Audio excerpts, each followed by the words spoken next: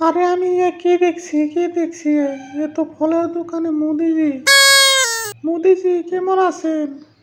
হ্যাঁ, আমি ভালোই আছি। তবে আপনি কি মনে করে আসলেন?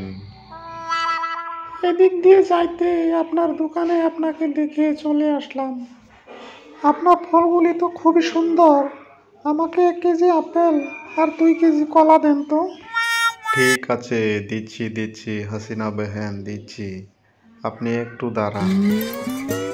এই যে নেন। আচ্ছা, টাকা কত দিতে হবে? আরে লাগবে না, টাকা লাগবে না। আপনি নিয়ে যান। Oh my god. ঠিক আছে, তাইলে আমি আসছি। আরে মোদি ভাইয়া, আপনি তো এখন দেখছি ফলের দোকান খুলছেন। খুব ভালো, আপনার তো খুব ট্যালেন্ট। হ্যাঁ।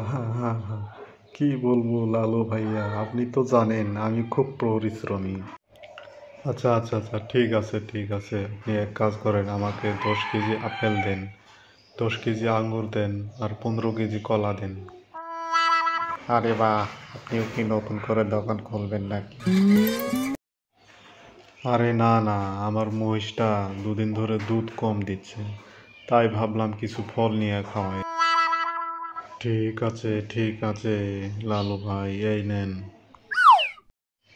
আরে মনে হয় টাকাটা থুয়ে আসলাম। ঠিক আছে মোদি ভাই, আমি বাসায় গিয়ে ফোনপে পাঠাচ্ছি।